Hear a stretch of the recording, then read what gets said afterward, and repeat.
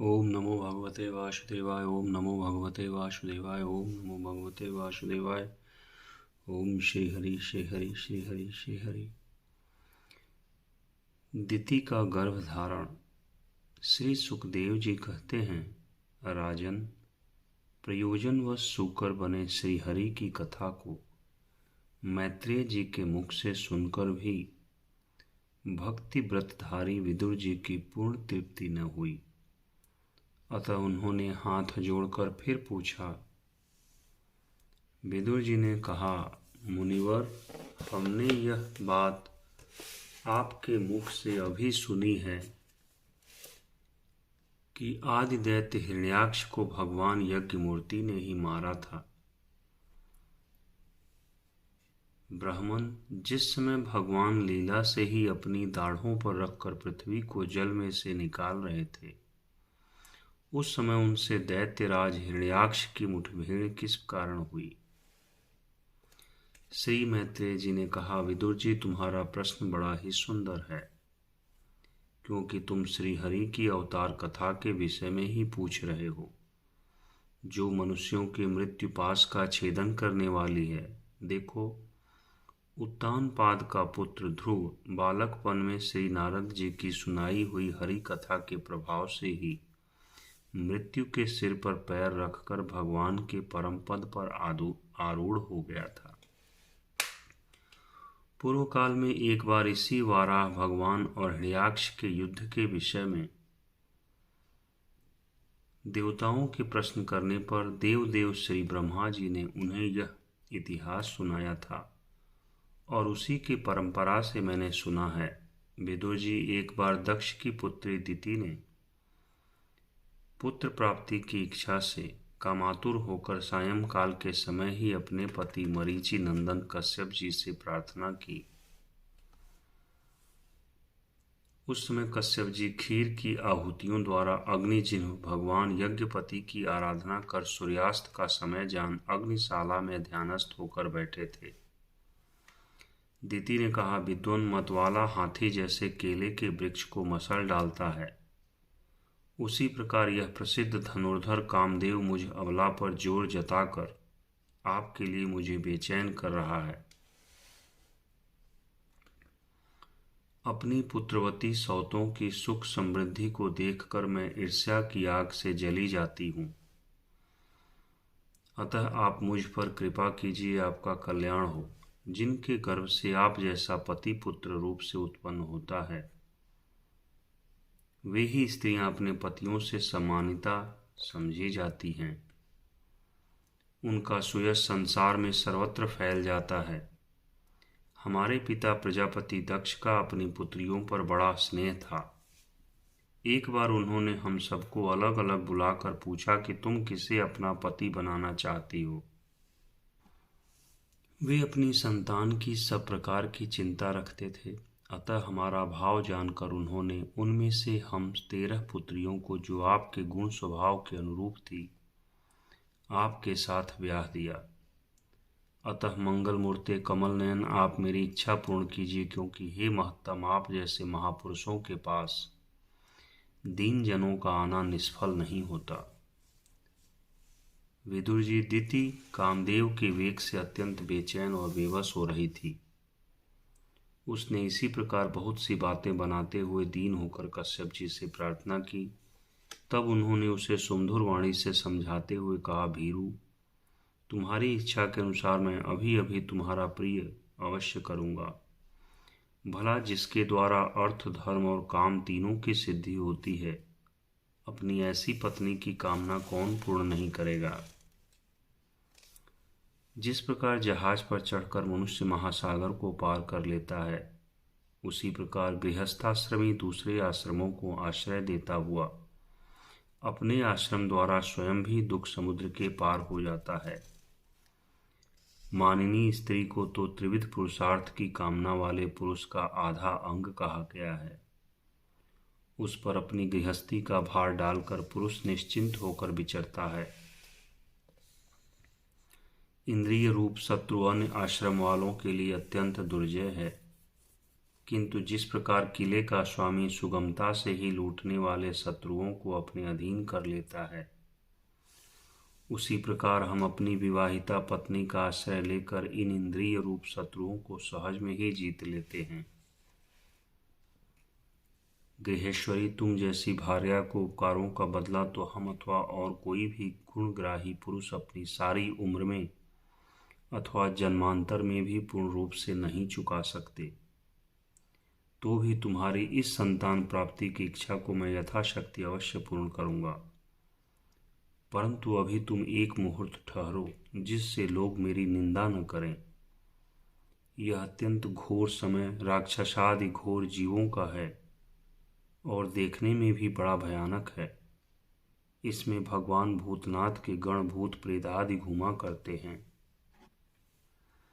साध्वी, इस संध्या काल में भूत भावन भूतपति भगवान शंकर अपने गण भूत प्रेतादि को साथ लिए बैल पर चढ़कर विचरा करते हैं, जिनका जटाजूट शमशान भूमि से उठे हुए बवंडर की धूलि से धूसरित होकर देदीप्यमान हो रहा है, तथा जिनके सुवर्ण कांतिमय गौर शरीर में भस्म लगी हुई है, वे तुम्हारे देवर ससुर महादेव जी अपने सूर्य, चंद्रमा और अग्निरूप तीनों नेत्रों से सभी को देखते रहते हैं।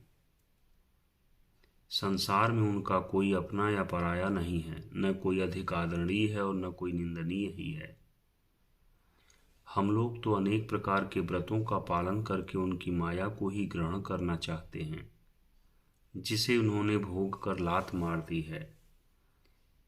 विवेकी पुरुष अविद्या के आवरण को हटाने की इच्छा से उनके निर्मल चरित्र का गान किया करते हैं।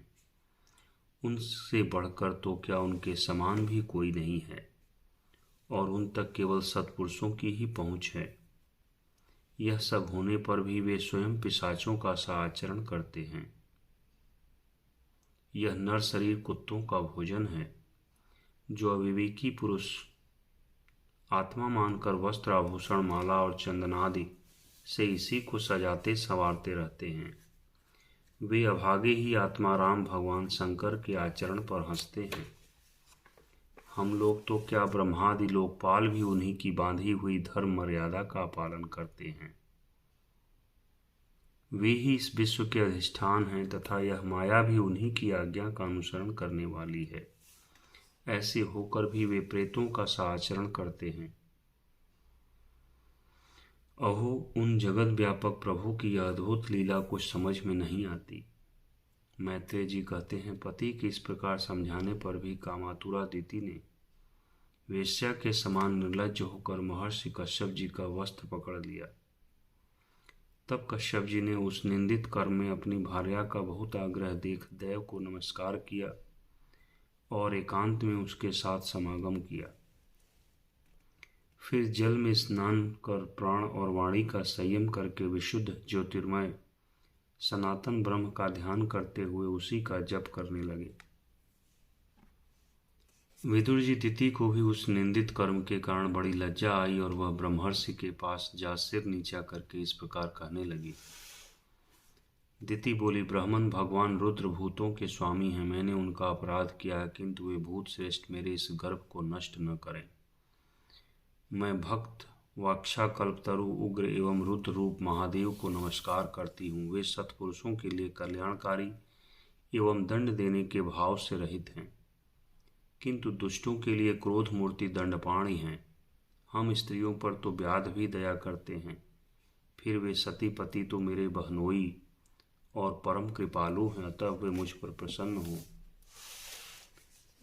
श्री मैत्रेय जी ने कहा, विदुर जी, प्रजापति कश्यप ने सायंकालीन संध्या वंदनादि कर्म से निवृत्त होने पर देखा कि दिति थर थर कांपती हुई अपनी संतान की लौकिक और पारलौकिक उन्नति के लिए प्रार्थना कर रही है। तब उन्होंने उससे कहा, कश्यप जी ने कहा, तुम्हारा चित्त काम वासना से मलिन था, वह समय भी ठीक नहीं था और तुमने मेरी बात भी नहीं मानी तथा देवताओं की भी अवहेलना की। अमंगलमयी चंडी तुम्हारी कोख से दो बड़े ही अमंगलमय और अधम पुत्र उत्पन्न होंगे। वे बार बार संपूर्ण लोक और लोकपालों को अपने अत्याचारों से रुलाएंगे। जब उनके हाथ से बहुत से निरपराध और दीन प्राणी मारे जाने लगेंगे, स्त्रियों पर अत्याचार होने लगेंगे और महात्माओं को क्षुब्ध किया जाने लगेगा, उस समय संपूर्ण लोकों की रक्षा करने वाले श्री जगदीश्वर कुपित होकर अवतार लेंगे और इंद्र जैसे पर्वतों का दमन करता है उसी प्रकार उनका वध करेंगे। दिति ने कहा, प्रभु, यही मैं भी चाहती हूँ कि यदि मेरे पुत्रों का वध हो तो वह साक्षात भगवान चक्रपाणि के हाथ से ही हो, कुपित ब्राह्मणों के शापादि से न हो। जो जीव ब्राह्मणों के शाप से दग्ध अथवा प्राणियों को भय देने वाला होता है, वह किसी भी योनि में जाए उस पर नार की जीव भी दया नहीं करते। कश्यप जी ने कहा, देवी, तुमने अपने किए पर शोक और पश्चाताप प्रकट किया, तुम्हें शीघ्र ही उचित अनुचित का विचार भी हो गया तथा भगवान विष्णु, शिव और मेरे प्रति भी तुम्हारा बहुत आदर जान पड़ता है। इसलिए तुम्हारे एक पुत्र के 4 पुत्रों में से एक ऐसा होगा जिसका सत्पुरुष भी मान करेंगे और जिसके पवित्र यश को भक्तजन भगवान के गुणों के साथ गाएंगे। जिस प्रकार खोटे सोने को बार बार तपाकर शुद्ध किया जाता है, उसी प्रकार साधु जन उसके स्वभाव का अनुकरण करने के लिए निवैरता आदि उपायों से अपने अंतःकरण को शुद्ध करेंगे। जिनकी कृपा से उन्हीं का स्वरूप भूत यह जगत आनंदित होता है, वे स्वयं प्रकाश भगवान भी उसकी अनन्य भक्ति से संतुष्ट हो जाएंगे। दिति, वह बालक बड़ा ही भगवत भक्त, उदार हृदय, प्रभावशाली और महान पुरुषों का भी पूज्य होगा तथा प्रौढ़ भक्ति भाव से विशुद्ध और भावान्वित हुए अंतःकरण में श्री भगवान को स्थापित करके देहाभिमान को त्याग देगा। वह विषयों में अनासक्त, शीलवान, गुणों का भंडार तथा दूसरों की समृद्धि में सुख और दुख में दुख मनाने वाला होगा।